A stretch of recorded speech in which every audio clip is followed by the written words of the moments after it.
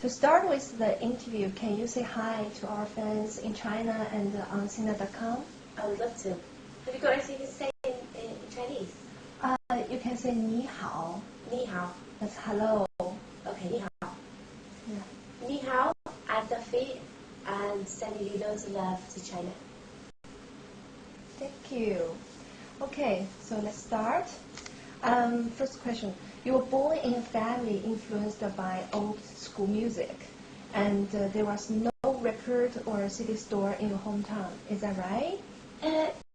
There's an element of truth in that. I was born in a very remote town where there was only 2,000 people, and I wasn't surrounded by contemporary sort of fashion culture, or I don't know, there was no real influence by modern society because it was quite remote. We didn't really have any shops. There wasn't a Starbucks or a record store, a big mall or anything like that. But my family weren't really influenced by old school music. We just had the radio, you know, and my parents were born in the 50s, so I suppose that they were quite influenced by the 60s and 70s and those sort of decades. But really, in the UK we have this really great radio station called the BBC Radio 2, and it basically plays music from any era. So you can hear something from 1940s to 1980, and they can play maybe an evening session of the 60s. So as a kid I was listening to all these great songs, and that was a really, I suppose, quite an impactful influence on me. Okay, so can you tell us how long have you been living in your small hometown? I was born in a place called Bangor, and now it was a really gorgeous hospital, but now, you know, these days it's an hour from my house, and now it's a shopping centre, so it no longer is a hospital. So every time we drive past this thing, it's like this big shopping centre where I was born. It's really strange. And then Nevin is an hour away, and the roads are really windy, you know, and then the further you go, the sort of less and less people there is. And we're by the seaside, and it's really beautiful. And I was born there, and I lived there till I was, you know, 18 or 19 really. And I feel very lucky, because people think it was very remote and I had kind of a deprived upbringing, but really, you know, it was a really wonderful place to be. So you like the old school music very much. Why this kind of old school music influenced you, not the modern music in nowadays? I don't really know. You know, when I listen to songs from the 1940s or the 50s, you know, and then through to Motown in the 60s, there's always an element of elegance. You know, it was so sincere and so elegant and quite desperate. Because in those days, to make music, you had to be really committed. You had to be really dedicated. And you know, if you think about the 40s, it's very glamorous. So music represented something quite sweet, and then it became a little bit more anxious, you know, with black segregation in the 60s and all this blues and soul. And I just think that it was such a great time, you know. People were really real and really honest, and music represented something that was very liberating. They wrote music to be liberated, you know. And these days, I think we have everything, you know. Time is passing by so quickly. There's a new record, there's a new fashion, there's new this, that. So it's all kind of bombarding. So if you look further back, it was a slower pace and far more romantic. And so I just think I love all those sort of things,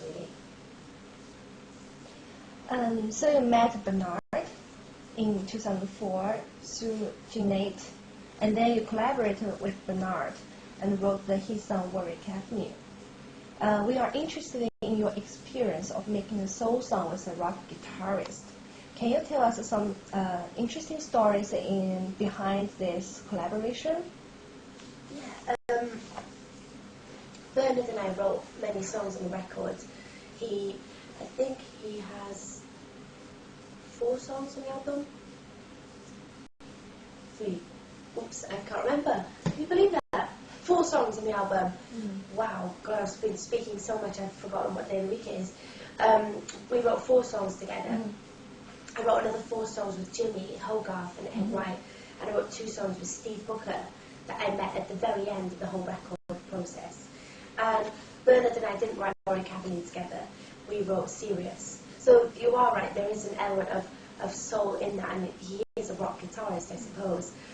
But he's a very bluesy guitarist as well. You know, we wrote Syrup and Honey together, and Rock Ferry, which was quite angst. So together we seem to sort of create this kind of soulful thing, you know. And I suppose he'd had experience in that with McCall and Butler, but working with him was really great and quite easy, really. You know, we just sit around the table talking, and then we'd play some music and we'd have these songs. It wasn't really as intellectual as some of the other things that I've had to do. You know, he's just such an artist, it came very natural. Cool. So we talk about the Warwick Avenue. Who wrote the melody for it? Because actually Chinese fans are very like this song because a part of the melody is very similar to a very popular Chinese music. Very popular song, yeah. Oh my God, do you know what? This is so weird because I was in Sydney about 2 years ago. My sisters were travelling Australia and I went up to visit them, and I was washing my hands in a communal bathroom and somebody was going honestly, yeah. right? And do you know what? I got shivers because my album wasn't out. So I looked at this girl and was thinking, this totally makes sense now. I'm getting it. Yes. Because I thought, like, this is too weird. I don't know if I've ever told you about this, but it was too weird. That's right. So that's the song. That's the song, Oh yeah. my God, you don't understand. Because I ran out of the toilet and said, somebody's just singing, the girl's singing Warwick Avenue in the toilet. How can she see it? Because it's not even out yet. So totally weird. But, yeah, I wrote the melody to that song. Yeah, that's spooky. Yeah. We really didn't expect. The first time when we listened to this song, we got shocked. Said, wow, how come? Because this song actually is very, very popular in China, even like our parents' generation. It's like a classic song. Yeah, very classic Really? song. Yeah. Spooky. The name of this song is Story from a Small Town, like that. Really? Yeah. And it's Do any of you have it? I don't have right now, but we can I'd send to you. I need to hear that. Yeah. Wow. Okay, let's talk about Mercy. We like Mercy very much, and we know it's also from the movie Sex and the City. So do you like watching TV series or movies? Have you watched this movie, the Sex and the City? Which version you like better? I saw the movie Sex and the City just on the plane on the way here, actually, and I thought it was really great. And it's not really in the film; it's more kind of associated to the vibe of the film, so it's on the soundtrack. And sort of, kind of, I think it's the build-up to the film. If you go to the cinema, they play it, you know, before the film. And yeah, I thought that was really great because it's very contemporary, you know, female strength. And I thought that was really, really quite an honour to be associated with that. But I don't watch much TV myself. Again, I just love listening to the radio. If I'm at home, I like to open a really good bottle of wine, have some friends over, have a good time, and have the radio on, you know, and we just listen to the radio. I know it's so old-fashioned, but it's just what I like to do. So we know, like, we have 2 versions of Mercy's and View. American version and the original version. So can you tell us why it's like 2 versions and any interesting stories? The first version that we did, which to me is the original version, you know, the British version, it's the only version that really counts to me in my mind, you know. We did an American version, but it was only for fun, you know, it was only so that we could have a different performance. But the true video, music video, is the British one. And the symbol for that was very much about Northern Soul.